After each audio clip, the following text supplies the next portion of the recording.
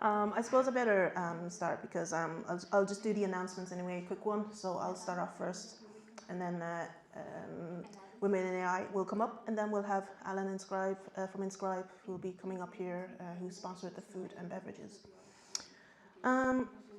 So for those who don't know who PyLadies are, PyLadies Dublin is part of a PyLadies kind of global initiative, and we kind of launched in during PyCon 2013 here in Dublin, because I thought, why not? Because we had a very first keynote speaker, female technical keynote speaker from San Francisco called Lynn Root, and she was a co-founder of the San Francisco chapter, and I thought it was a huge sign to launch Dublin chapter. So when I launched this, I did ask people what they want from our meetups. So for those of you who have never come to our meetups, it's kind of very different to the usual ones that you go to, where you have 2 talks and a break in the middle and go to a pub or something. What we do is we try to, if it's an in-person, not like today, but we encourage people to bring their laptops. So we'll have short talks at the beginning and like lightning talks. And if people are interested in the talks, they can follow up with the speakers afterwards and do their own breakout groups. And then everyone else can work on their own projects, or they need help setting up the dev environment, or just want to learn about Python, or just want to chat. You don't even have to bring a laptop. Because in all those years, in fairness, I've only worked on my laptop twice or 3 times, because I was just talking a lot. So in the team at the moment right now is my husband, who's on the camera right there in the back. He's Michael, or Mick, and then Leigh, who can't be with us today. She's kind of busy. So mainly it's the 3 of us running PyLadies each month. At the moment, because of COVID, we've been doing a lot of our events online, and we normally stream live. But today's event, we're just recording, and it's not streaming live, so don't worry about that. If you say something wrong, especially the speakers, if you need to say something again, feel free to do so. I'll just edit it. So I do also kind of want to share some diversity events for people coming up from around Ireland. So here are some of the ones. I won't read them all out. I'll share these slides out after. If you've signed up on RSVP.meetup, I'll send a post-event message, and I'll link to these slides so you can actually find this information as well. And yes, I have a link to the site there, where it's a very basic curation of a basic site, but lists all the events, including diversity in tech events around Ireland. And you'll also find diversity in tech groups from around Ireland and Northern Ireland there as well, so if you're interested. Some more related to Python. Python Ireland runs a monthly meetup on the 2nd Wednesday of each month. So the next one is in June. So you can find the information on python.ie or on Meetup. And then the Linux developer meetup. I'll be saying a few words about EuroPython, and they're going to be talking about Python-related topics as well. So talk about EuroPython. I'm actually, for those who don't know, they are coming to Dublin on 11th to 17th July, just down the road in the convention centre. And I'm actually one of the organisers on the team as well. So just a bit of an overview. It's a week-long event, and the first 2 days are it's tutorials and workshops. Then Wednesday to Friday is the main conference. So you have lightning talks, keynote speakers. So they just announced one of the keynotes, Dr. Patrick Kavanagh, who worked on the James Webb Telescope, Space Telescope. And then we have various events during those days. And then on the Saturday and Sunday, it's like a hacking weekend, so it's a sprint. So you can bring in your own project, or you work on other people's open source projects, or there might be some core developers or working on libraries that you might be using. So, and those 2 days are actually, you don't need a conference ticket. You can turn up a laptop and see what's going on. So you need to check out their site for more information. So some of the events that I'm mainly involved in. So it's PyLadies lunch. So if people want to go to EuroPython during the conference days, one of those the lunches will be a PyLadies lunch. So we're just trying to grab as many people who are from PyLadies from all around Europe to come along for lunch. And Lynn will be there, the one who I invited, who started this whole Dublin PyLadies chapter, or got me started a whole chapter. She will be there as well. She confirmed it with me. And then there's a beginner's day for people who want to learn about coding as well. And I'm running a Django Girls workshop. So it's a beginner's Django workshop which is free. You don't need a conference ticket for this one. You need to separately register for it. But I am looking for coaches, but applications, if you want to join that Django workshop, is open right now. If you're into electronics, there's a games console called Pew Pew. The creator himself will be here, Radomir, who will be doing that workshop with CircuitPython. And then there's Transcode, a full day event. So if you know someone who's interested in coming to Transcode, it's also a free event. You don't need a conference ticket. You need to register separately. And if you want to be a coach or an ally in that event, do let the team know. And then MakerFest is again around. I'm still have my maker advocacy hat on. If people don't know, I have lots of hats on. In the past, I was a maker advocate, so I want to highlight the local makers here in Ireland and maker spaces and educators. So this MakerFest is where we're going to bring around some of the activities in the at EuroPython, and there's going to be a general makers table, and because there's also free child minding services at EuroPython. So if people have kids who want to do some coding or electronics and stuff, we'll have someone from, I think the Microbit folks will be there, the Northern Ireland Raspberry Pi Jam folks will be there as well. And of course, communities like PyLadies Dublin, Python Ireland, the Dublin Bikes community, and also developer groups and so on. I've invited them to come to be community partners with EuroPython, so you're going to see a lot of various different local tech communities there as well in the mixer. And there's lots more other stuff happening as well. So, but if you're interested, we are looking for volunteers. You want to be a coach, a mentor, facilitator. Invite people to come to EuroPython, of course. Come to the sprints if you have projects, and help us spread the word on social media. Yeah, I think I just said all this already. Registration is open for Django Girls. Transcode should be there as well. And then, and of course, if your company is interested in sponsorship, let us know as well. Any questions? Go to europython.eu. You'll find all the information there, and come talk to me afterwards as well. So, Hack the Hub asked me to give a shout out about their event. They're coming back to Belfast on Saturday at the end of May, and there's only less than 5 tickets left, what they told me. So, hackthehub.com if you're interested. Check that out for more details. And near the end, this is our next meetup is a workshop with Gina.ai. So it's going to be a remote one because they are calling in from Berlin. So if you're interested, it's a free workshop, online workshop, where the meetup details are published right now. So if you're interested, you can RSVP for next month's meetup. And of course, the like and subscribe, because I'm doing YouTube's digital content now. And at PyLadies Dub is our Twitter handle. So if you want to tweet out to us, feel free to do so and take pictures. And here's the rundown. We're a little bit behind, but that's we have the welcome. So we can have Women in AI come up here and say a few words, followed by Alan from Inscribe, and then we'll kickstart the rest of our talks for the just before break time. And then after break, we'll continue on with the talks, and then we'll wrap up around 3:30. And that's me. So the next person up, I'll let you introduce yourself, will I? Yeah. Take this mic well so people can hear you.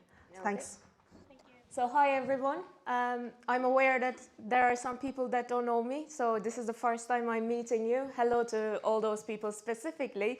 And my name is Begum Genç, and I'm the Ireland ambassador for the organization called Women in AI.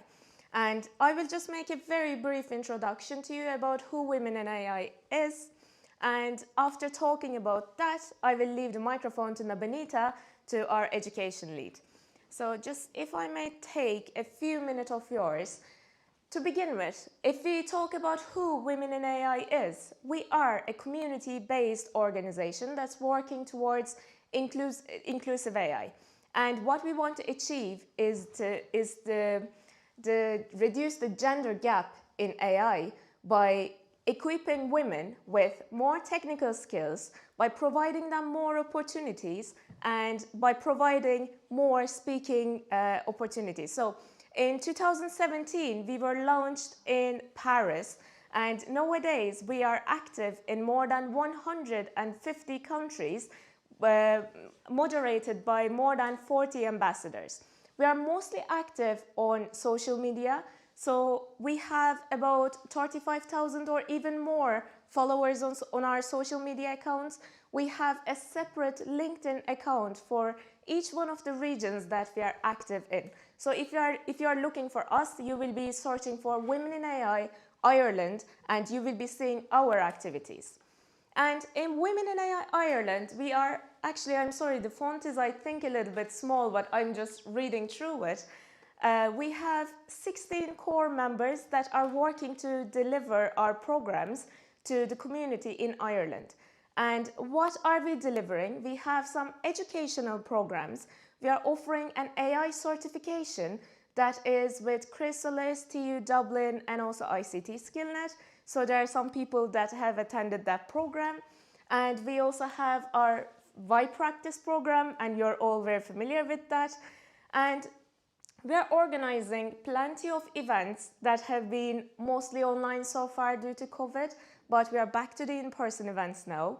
And we are showcasing female talent. We are active on social media campaigns and for providing support for females and also mentoring.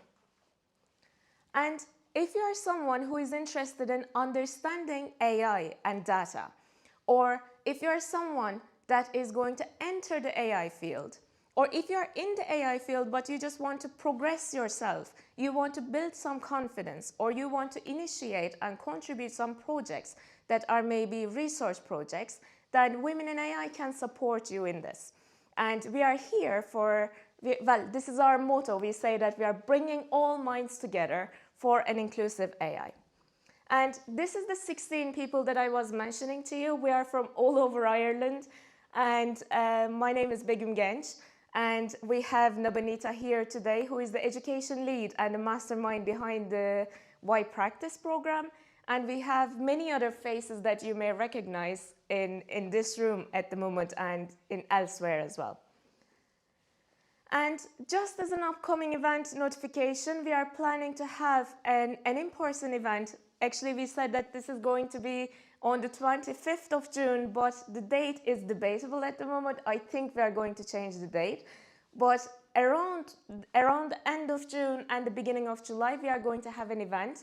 And that event will be based on building confidence and entrepreneurship tips and how to have a career in artificial intelligence. If you are interested, please keep an eye on our LinkedIn page. We will be making our announcements there, and it would be amazing to see you all in that event. And now I will leave the microphone to Nabanita. Thanks for listening to me, and I'll see you later.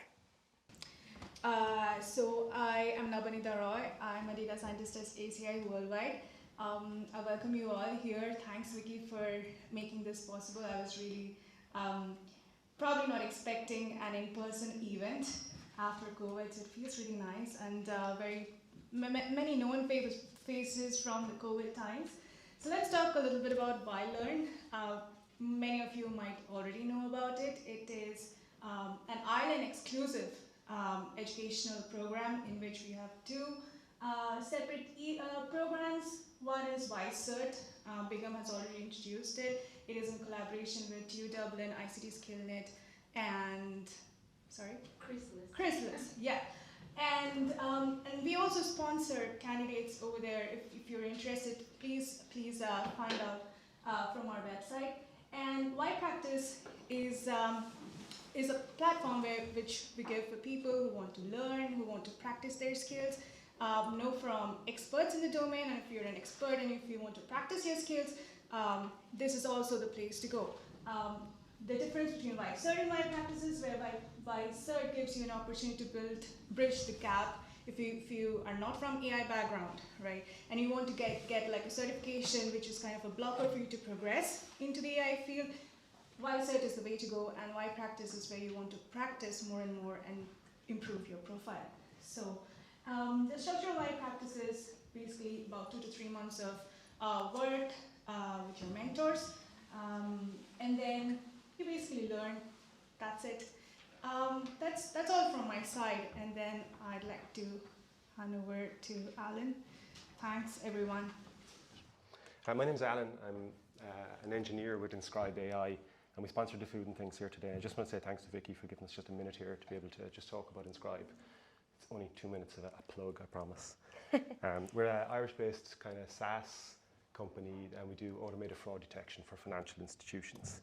The 3 services we provide are kind of verifying the documents are legitimate, that they haven't been edited.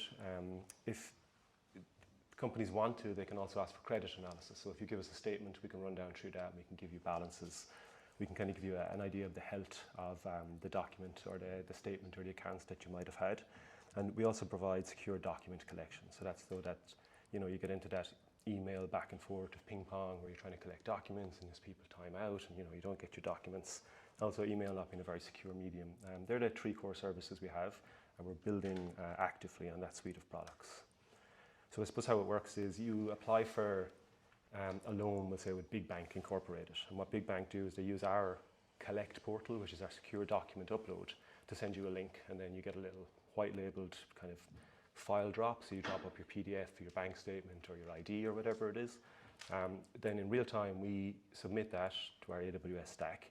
We run, Louise and Rachel run machine learning on that. And we come back and we kind of give a health score, whether we think that document is real or not. And as I said, additionally, we can do a credit analysis on that. So we can kind of say, like, what's the credits every month? What are the debits every month? What's the balance? Does the statement actually add up for what we're doing? And then the companies that are using us, their underwriters then kind of automatically speed up their process. So we have a lot of numbers of like 200x kind of like faster and all that, but this is an engineering talk, so I'm not going to get into all the marketing. And that's so. This is my slide. You can see I diverged from the product and the marketing. We're about 4 years old. The team were built, founded by 2 Irish guys from Limerick. They went to 2018 Y Combinator. Our marketing or our GTM team are in San Francisco, but our engineering is headquartered in Dublin. We have 12-ish engineers. I kind of forget because we're all remote at times. That's across ops, software engineering, security, ML, and data science. We're remote first, fully, but there's a 24/7 office available in Dublin and San Francisco for anybody who wants it. We have great perks, like everybody in the company is really nice. It's still a really small company. There's stipends, there's health, like good equipment. You get to pick your own machines, regular social events, etc. And from a technical stack then, we're API first. We're like full CI/CD, and that's continuous deployment. We're cloud native, fully scalable AWS stack. We've very good ML ops practices. We're purely Python and Django at the moment. We got a Series A in 2021.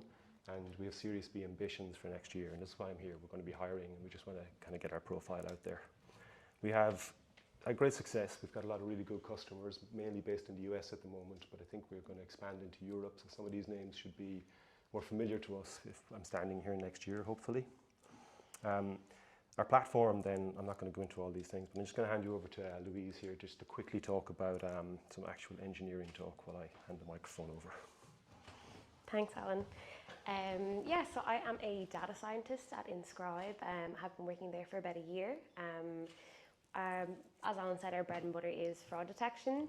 When we first started out, we didn't really have the data, required to build a lot of machine learning solutions. So a lot of our initial fraud detectors, as we call them, were kind of quite heuristic based. But luckily for us, that worked really, really well.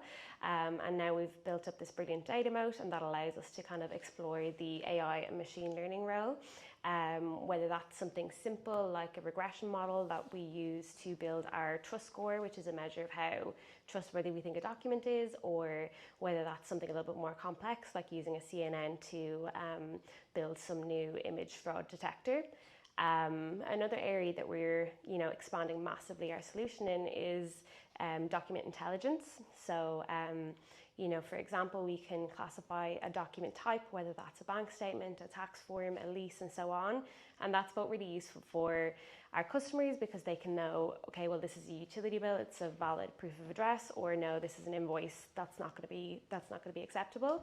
But we also use that as like an input into our detectors because what's suspicious in a bank statement may not be suspicious in a contract. So that's a really useful signal for us.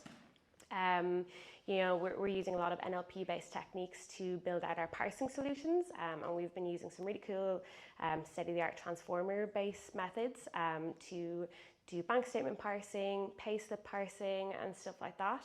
That's been really, really exciting. And then, as Alan said, we're also working on the credit analysis, exploring whether certain transactions on a bank statement are trustworthy or not, whether there's kind of presence of non-sufficient funds, and etc. And we're continuously kind of growing out that solution, and it's really, really exciting.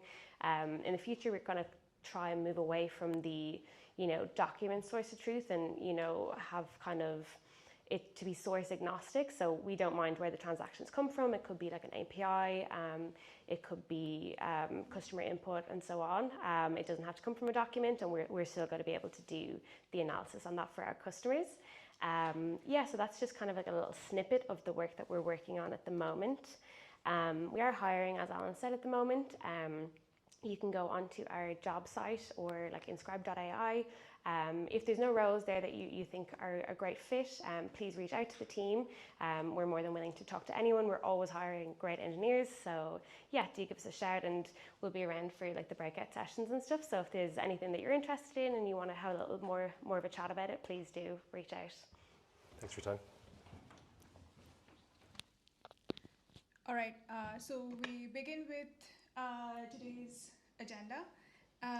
Our first speaker, so she could not come here in person, so I'm just going to read out her bio.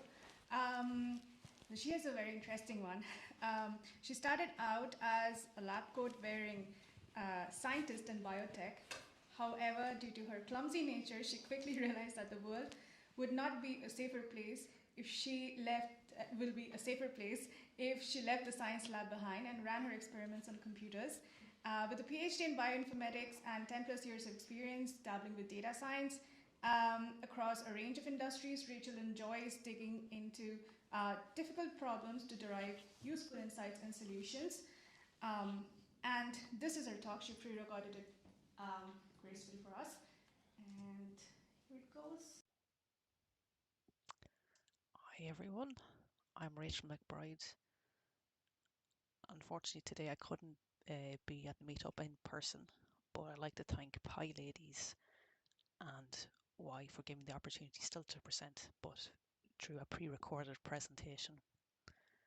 Today I'm going to share with you some of the learnings that we got on our Dublin Bike analysis project as part of the Group 3 in the WaiPRACTICE cohort.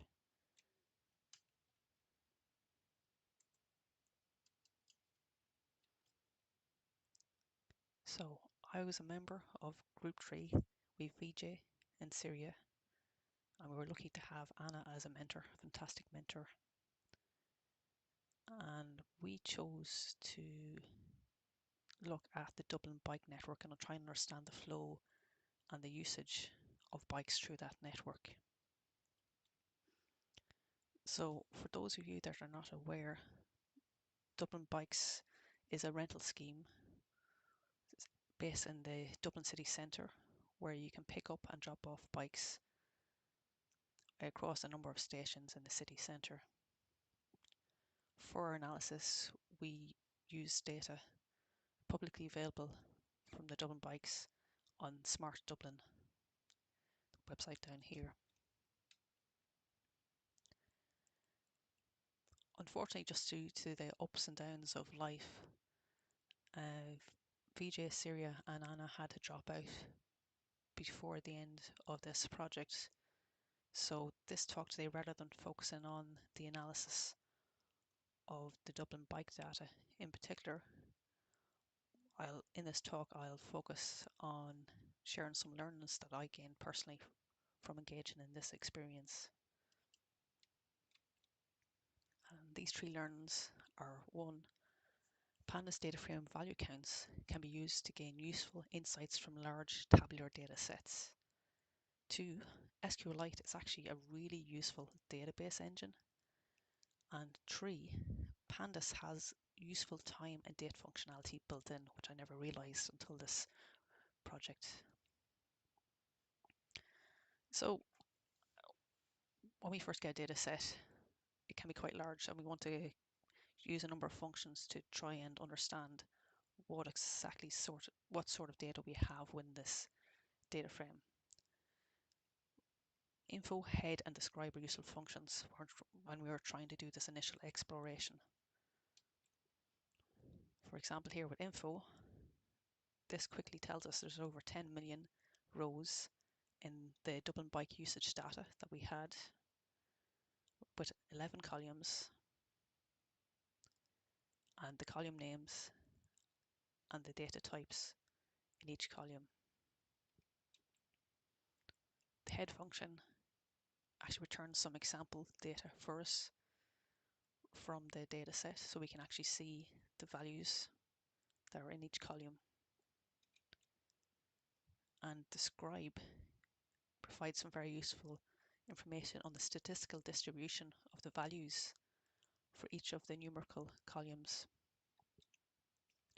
But this is for the numerical columns. What about the categorical variables that we have? So we can actually make use of the pandas data frame value counts function to understand the categorical columns. And in this project, we took value counts, we wrapped it up into a reusable function called getFreeCounts.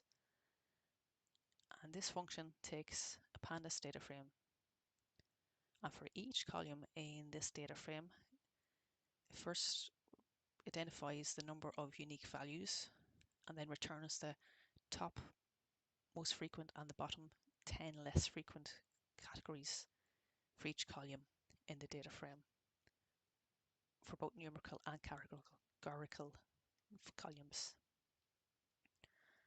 So over here on the left, we see this in action, that it tells us for the status column, we have 2 unique values, 9 million rows are open and only a few are closed.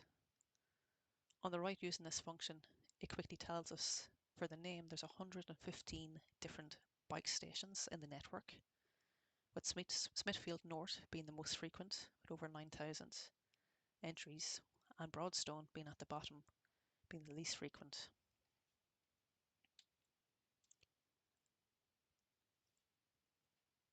So using the value counts function in this way is quite useful, and it rounds out info, head and describe when you're doing exploratory analysis on data frames.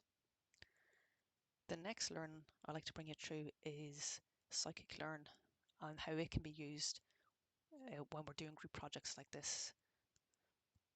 So SQLite, apologies. SQLite is a lightweight serverless database engine. So unlike Postgres or Oracle, some of the heavyweights, it doesn't require a server. It's quite light and it's quite fast. Why did we use it in the WAI project? Well, number one, it allowed us to make more efficient use of our time and resources. With the Dublin bike analysis, we had lots of raw data in CSV files. So when each member went to do their analysis, we were pre-processing the same raw files again and again. So what we done is we pre-processed the raw files once and then stored the pre-processed output in 3 pre-processed tables in a SQLite database. And then that database we could share. So we had a pre-processed database that could be reused again and again, and we were all using the same pre-processed data. Number 2, why we used it is that it's actually really easy to use. So Python already comes with a pre-built connection to SQLite. The administration is really light. There's no need to set up any users and the different levels of access in SQLite database. In fact, I set up the database within 10 minutes using the dbeaver database tool. And 3, it's a static data set. Once you pre-process the data, it's not going to change. So our 3 tables resulted in one database file of 2.2 gigs, which we could share among the team. We had then a bit of Python code where you specify the location of your database file on your local computer, start date of of interest, the end date of interest, and the station ID of interest. And then using a bit of pre-made functions that we wrote in the back end, you quickly create a connection to the database and pull out your required data. So this allowed us to iterate much more quickly through our analysis. And finally, my last learning that I would like to share is Pandas has useful time and date functionality built in. I've been using Pandas on and off for the last 6-7 years at work, but only this project showed to me that I wasn't using the most optimal way, so hence I'd like to share these learns here in case others would benefit from it. It is so easy to create a time range. They have a function already built in, date range, so you don't need to do it by hand, which I've done in the past. And the use of database objects to represent timestamps in the Pandas data frame is the best way to do it, because then you can easily deconstruct the timestamp into its constituent parts. So in this code here, we have a timestamp in a column called time. We convert it to a datetime object. And once we have that datetime object, it's very easy to pull out the constituent parts. So we can pull out the date, the year, the month, day of the week. I used to take these timestamps, convert them into strings, and then do string manipulation to pull out the date, the year, the month. This is so much better. If I had realized this, it would save me so much time in the past. So just pointing out here, really good functionality built in. So in summary, well, this is what I would like to share with you. If you're not already aware, value can be really useful to gain insights from large data sets, complements info, head, and describe. SQLite is a really useful database engine. It can be used to share pre-processed data across group products, and really useful time and functionality built in. So everyone for your again to WAI and PyLadies for the opportunity to present. If you have any questions or comments out here, please feel free to write to me on my phone down here, and please take a look at blog post and code for the work. It's available at Women in AI Ireland for country. This is Mispa here, my teammate Dana, and my mentor Natalia. So our project is about gender gap and data analysis in that. So I will begin. That we took that data set from Kaggle, and then we examined the pay gap between men and women for the same job title and seniority, just to see that what is the gender gap generally. So now I'm going to show you the data set. Yeah, so it's a very clean data set, and we didn't have to do so much cleaning in it. There was no null in it as well. And so you can see that there's title, then there's gender-wise, and then there's age also, there's education and the department they work in, the seniority and the base pay and the bonuses. So the next is that for taking out the outliers, what we did was we combined the base pay and the total pay together. A base pay and the bonuses together to make the total pay, so that we can have the column for the machine learning in the future. So we did split them into male and female, and then we figured it out that there were some outliers, so we did clean them up in our code. And then for the visualization, we made a heat map, and this was really helpful to show that the female and the male gender gap is huge, as you can see from the heat map, that the women start very low above. If you see the black one there, then they mostly struggle till they get to the 5 years, and then they will get a pay rise or something. And in comparison to men, when they start at a orange, if you see the scale there as well. So, and then in 2 years' time, they get into the bracket of a high pay, and such a good example that we came with this heat map. And then this is a matrix of all the attributes that we have in our data set. So you can see that age is being measured through all the attributes. And then, so what we found was that there was a negative correlation, as that the higher the pay, the higher the bonus, the lower will be the age over here. And then you can see the positive correlation is the higher the age, the higher the total pay and the base pay. So, we don't find any good, I would say, histograms and that sort of a thing in it, and this is just for bonus and for bonus, so we couldn't find any good distribution there. So I'll give the to my team member Dana. Okay. Thanks. Yeah, so we done this to show that the base pay of both genders. So we can see that the males consistently reached higher levels of pay. Throughout all the different ages. It just seemed like males were consistently getting higher salaries.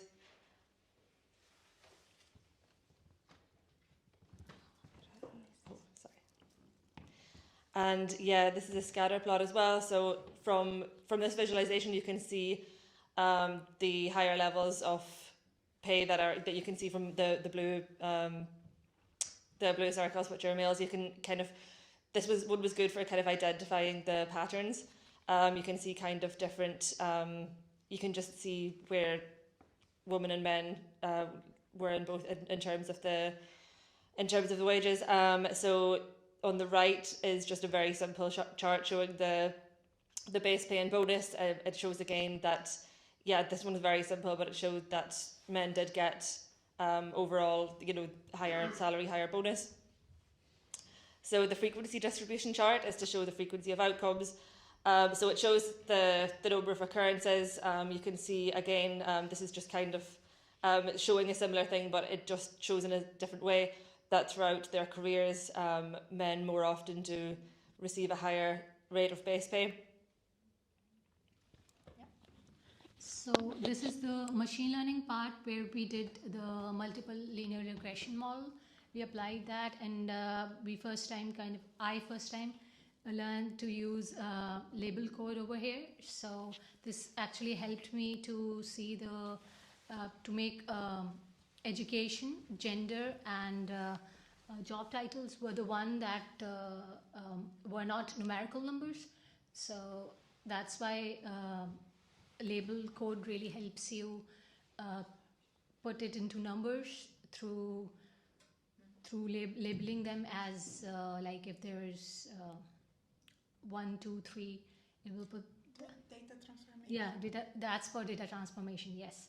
So then we split the data, and the testing was split into 20%, and the training was done 80%. Then there was this scores, and we got really good scores. We added more columns into it. That's why we get a better score. So we include all of them, like we include gender, education, and job title. That really helped to improve the scores. So we are really happy with the scores. Yeah, Natalia? Yeah. So, yeah.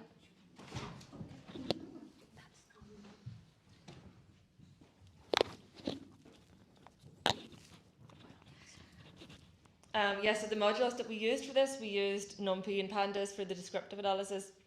We used Matplotlib and Seaborn for data visualization, and sklearn for the machine learning model. So we made a decision tree as well. It was based on the features pay, total pay, base pay, bonus, education, performance, evaluation, seniority, and job title. We split by gender. So this wasn't a great data set to do the decision tree on. It came out at like about 63%, but it was just for the kind of learning experience of doing one. So yeah, it was helpful to be able to use the data to learn about the decision tree as well. So just in conclusion, so everything that we learned, so it was actually both of our first time using Google Colab. Neither of us had used it before. So that was really interesting to be able to find just a different tool to use. It was really good for learning data visualization techniques. We both learned about Matplotlib and Seaborn. So we did learn to kind of how to kind of interpret our results and infer results from what we'd seen, and I mean, I suppose last but not least, it did show us and we did learn a little bit more about the gender pay gap between men and women. So yeah, thanks. So then here we have the model. So then we here have the information about age, and then performance, evaluation performance, and then gender, and then other information that I don't really remember right now. But here, for example, if we predict for a man the total pay for a man, so then we get this pay here. And then if we change here for a woman, so then it is encoded as 0. So then we see that the model predicts less pay. So then it's just for you to have an idea how the model works. Okay? Thank you. So. With our last presentation of the day, I have Lilia. She's a data scientist and an AI engineer. She has a PhD as well, and she actually works here in WaiPRACTICE Labs. Yeah. And we also have Mariana. Mariana was mentored by Lilia. Okay.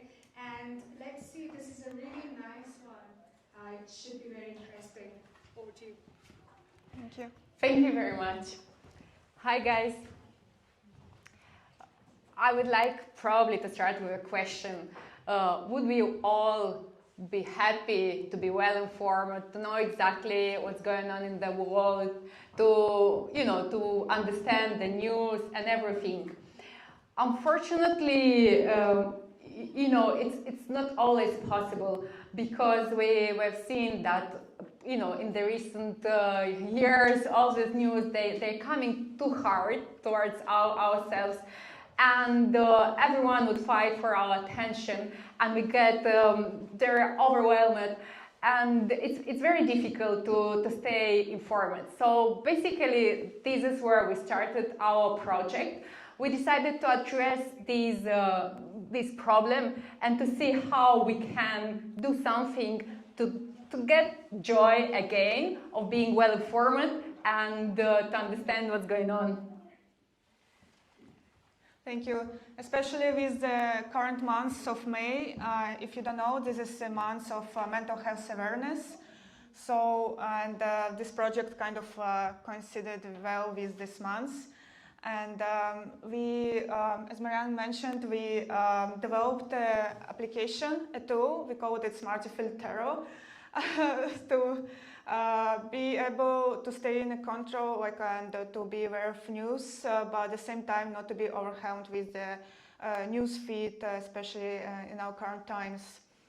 And with this tool, a user would be able to select news on a desired topic, or with some particular filters which we'll talk about, and he will be able to subscribe to his newsletter and get newsletter to his email address. And in our current presentation, we're going introduce our team, and then we're going to talk about technologies we used in our project and lessons learned from this work, and also about further steps we are going to take with this project. And the word to Mariana. Yeah, let me introduce again Lilia. So she actually mentored me and guided me, and she's experienced data science and I engineer. And what I liked the most, it's her motto. So basically, Lilia believes that if you put all the great work into something, the universe will help you. So I think we are getting there. Yeah, and Mariana, she's an expert. She's really touching AI in her daily work, as I understand, and she works on supporting organizations with their solutions and consulting them on them. And now she decided to dig deeper into this and being actual contributor to this world and understanding it from inside out. And she has also like great mottos, and I totally agree with them.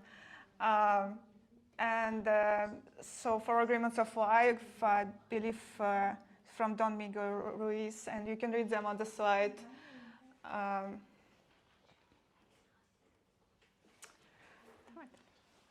Okay, so let's move on and actually to the actual project.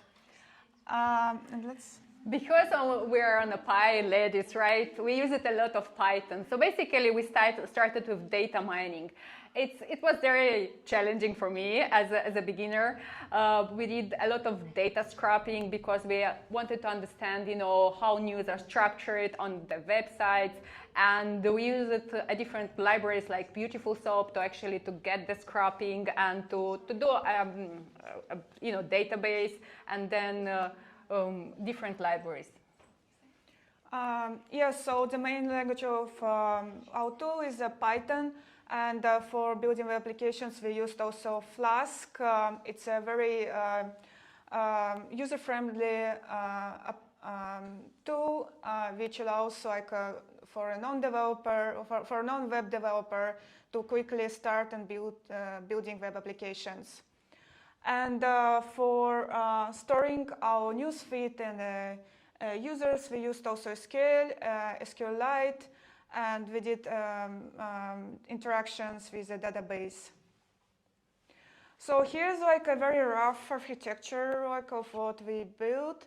So it's a Flask application, and inside that app we are querying, scraping data using Beautiful Soup. And then we store our newsfeed in a database, and then we get preferences from a user in the web app on what newsfeed he wants to get, and we store users also in our separate database, and then we send a newsletter, confirmation newsletter to a user, and also sending him a newsletter with news of his choice.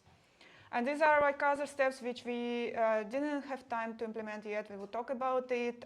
It's the categorization of app and making it public on a public API and hosting it in the cloud. Okay, so after this step, let's me quick jump into application, show you inside out what it is there. So here you can see my editor. So I have a project with our application, and here's the main script, which I will quickly walk you through. So we are having, okay, let me scroll it up. So we are having a GET request where we suggest user to select a source.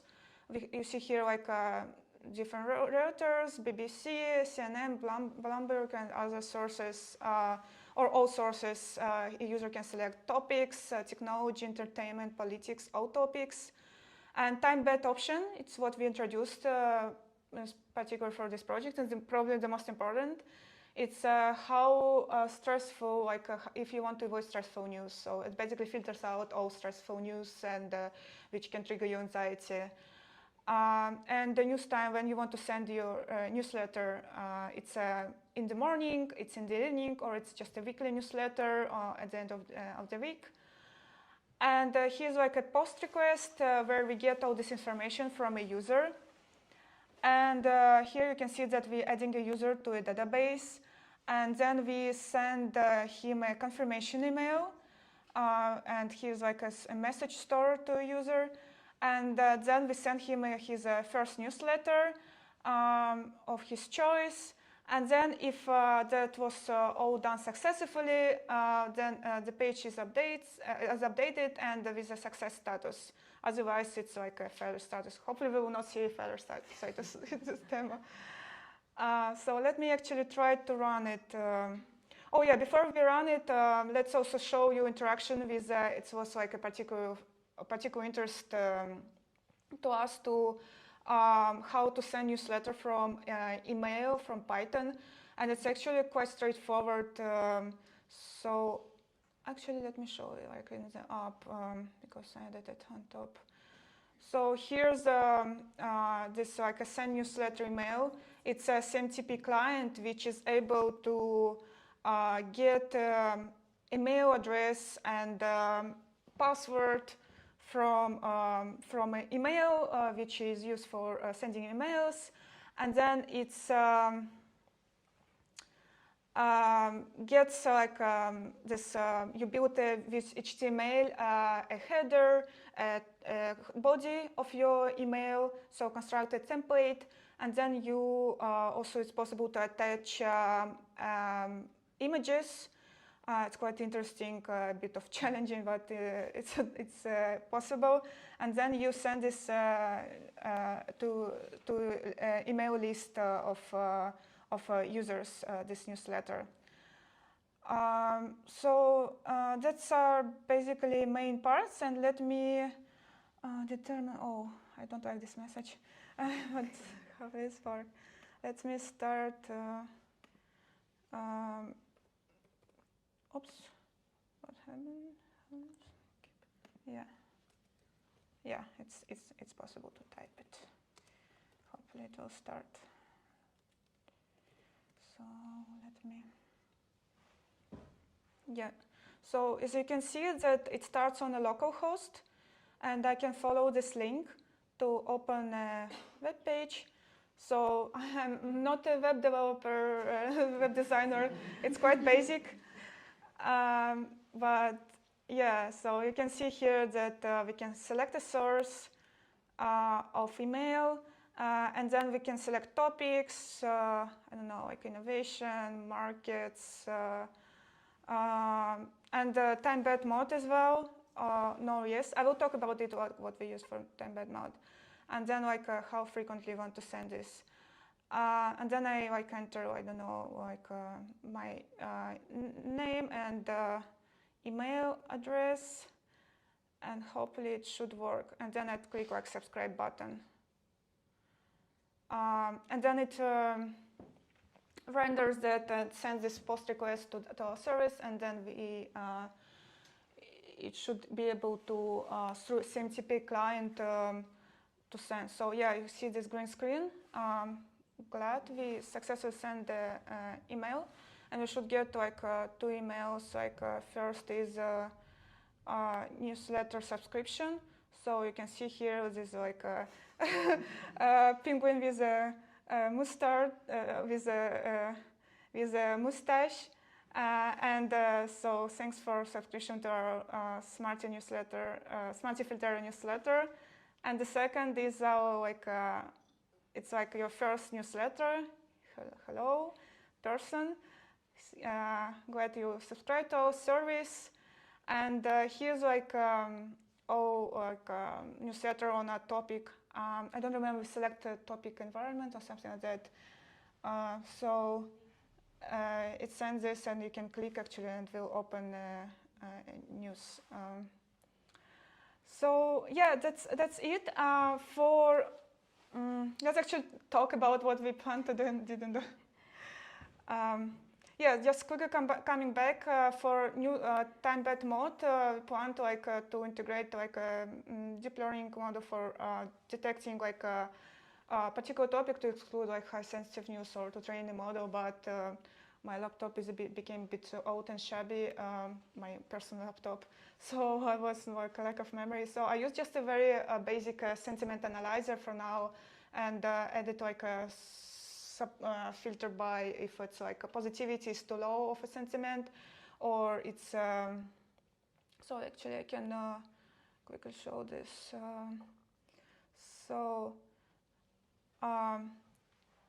Actually it's showing up. Yeah, so this is like sentiment analyzer from Analytica library, and it filters if positivity should be like some percentage more than some amount, and negativity should be less than a particular amount.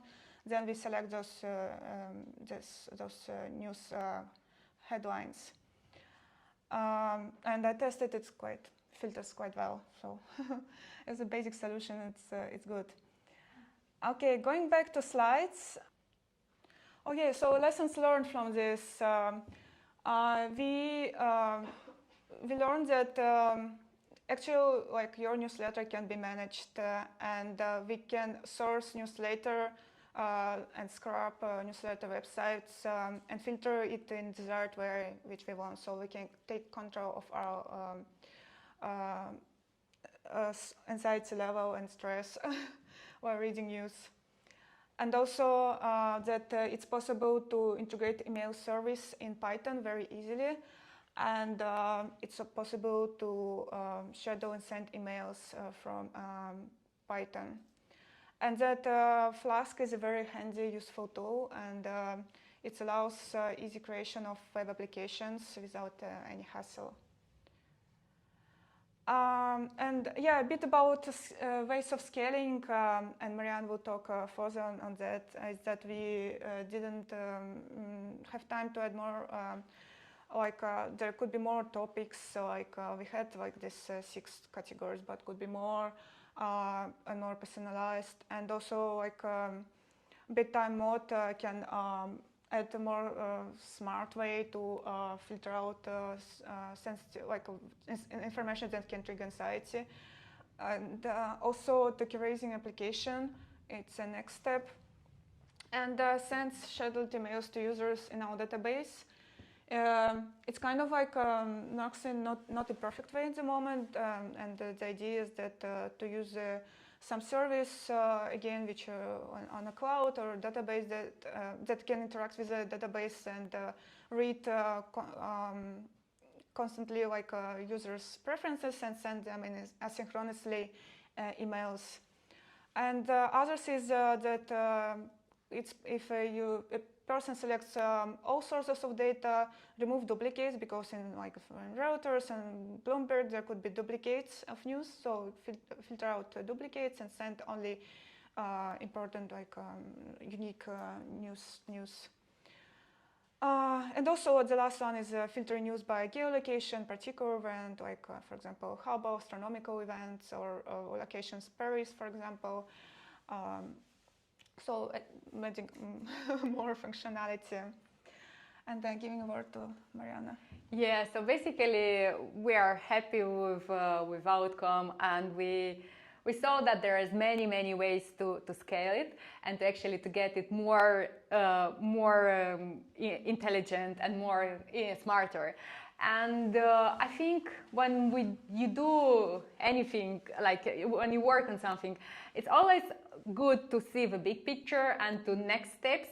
So right now it is just a project, but basically it can become a standalone extension. So added as a feature to a website, to a platform, which will help add a benefit, to the users.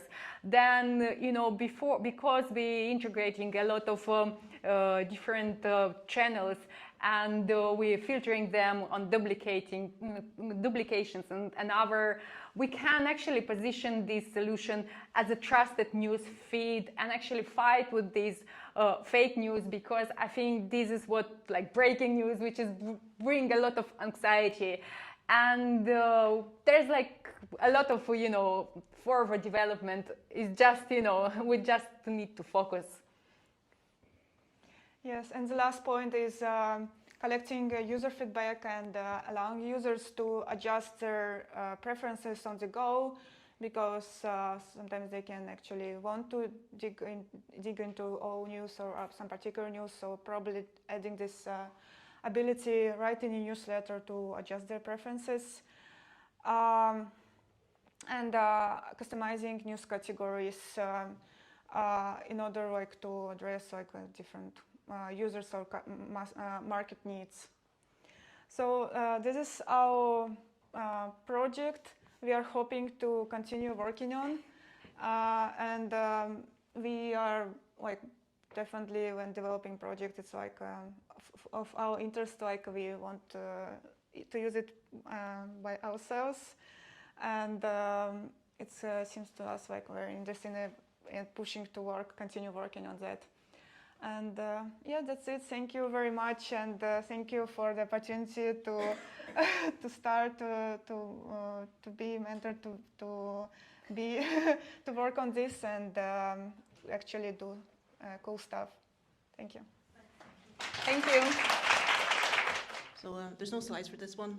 We just want to say thank you for coming along. So I'm just gonna I'm gonna do. You can wrap up. I'm just going to say thank you, everyone. And you have a few words to say anyway, so I'll let you officially wrap up.